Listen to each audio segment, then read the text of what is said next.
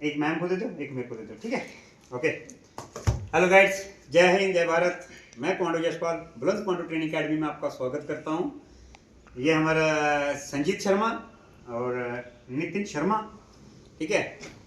नितिन तो पहले से सिलेक्ट है जो फर्स्ट लिस्ट में, लेकिन दिक्कत ये थी कि इसको जिस दिन हमने फंक्शन किया था कि बहुत बड़ा पढ़ाएगा 100% रिजल्ट, ठीक है, कुछ बच्चे नहीं हमारे आए, तो इसको उस दिन एआरओ में बुलाया था कि डॉक्यूमेंटेशन के लिए, तो ये नहीं आया हमारे फंक्शन में, तो आज मेरे पास आया। ये संजीत शर्मा, मैं इसकी कहावत बताता हूँ, ये खुद बताएगा आपको। जब इसका पेपर हो रहा था तो इसको मेडिकल इशू बन गया था, उसको बीमार हो गया, ये पढ़ नहीं पाया, लेकिन उसके बावजूद मेरे साथ 1 महीना क्लास अटेंड की, 15 दिन क्लास अटेंड की।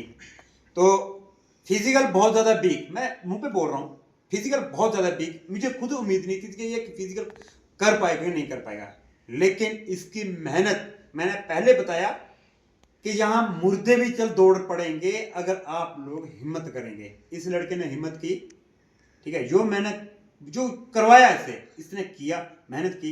और आज रिजर्व लिस्ट में कुछ बच्चे, क्योंकि पहले बताया था कि कुछ बच्चे एआरओ में जो सिलेक्ट होने थे वो चले गए टीए में, बहुत सारे मेरे साथ। तो क्या उनकी वैकेंसी जब उनको पता वो रिजर्व लिस्ट में इसका नाम पड़ गया, तो मैं तुम दोनों को बहुत बहुत और तुम्हारे परिवार को बहुत बहुत शुभकामनाएं मेरी तरफ से। अकेडमी को नहीं कभी भूलना, ठीक है।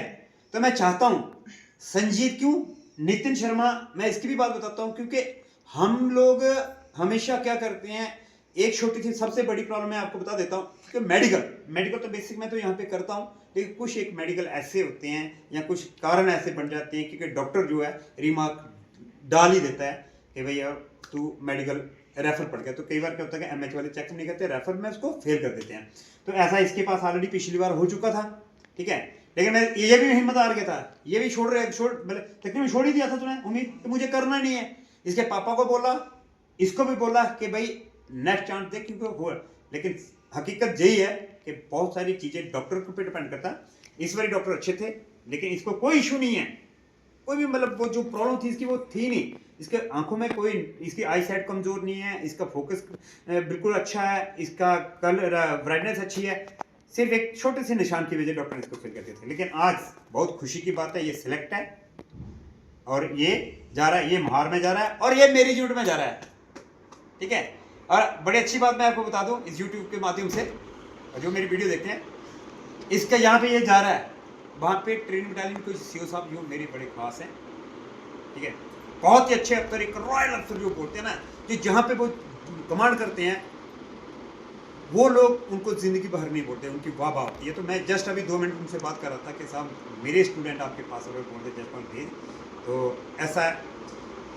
तो मैं इनको फिर एक बार आपको और आपके पेरेंट्स को बहुत बहुत शुभकामनाएं देना चाहूँ। लेकिन हाँ, एक चीज़ मैं ऐड करना चाहूँगा बीच में, वो ये है कि ये बच्चे भी मेरे साथ काफ़ी मतलब साल, इसको तो तकरीबन साल हो गया, और नितिन कोई तेरे को कोई 1.5 साल हो गया, कोई एक्स्ट्रा फीस दी तूने, कोई एक रुपया भी इससे किसी से लिया, मैं किसी से रुपया नहीं था। जो मेरी एक बार फीस होती है उसी फीस में 10,000 रुपया में 10 साल 1.5 साल अगर कोई पढ़ता है तो ना के बराबर होता है। लेकिन बहुत सारे बच्चों के दिमाग में पता नहीं क्या होता है, जो 2-2.5 लाख वाले होते हैं उनको याद रखते हैं, लेकिन जो बंदा 10,000 में पढ़ के साल या 1.5 साल में सेलेक्ट हो जाता है, नौकरी आखिर मिल ही जाती है, तो वो शायद हमें भूल जाते हैं, ये सोचते हैं कि शायद कोई आसान नहीं किया किसी ने क्योंकि हमने फीस।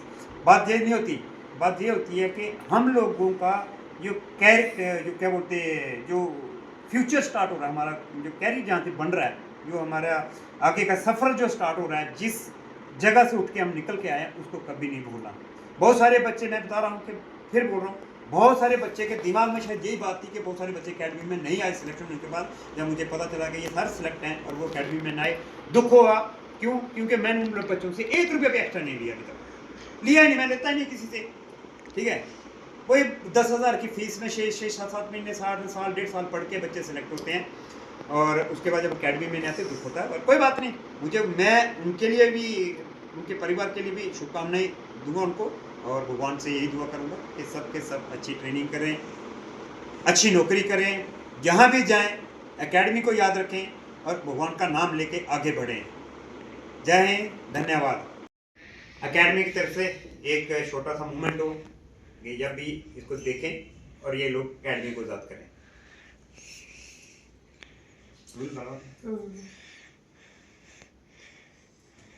नितिन शर्मा,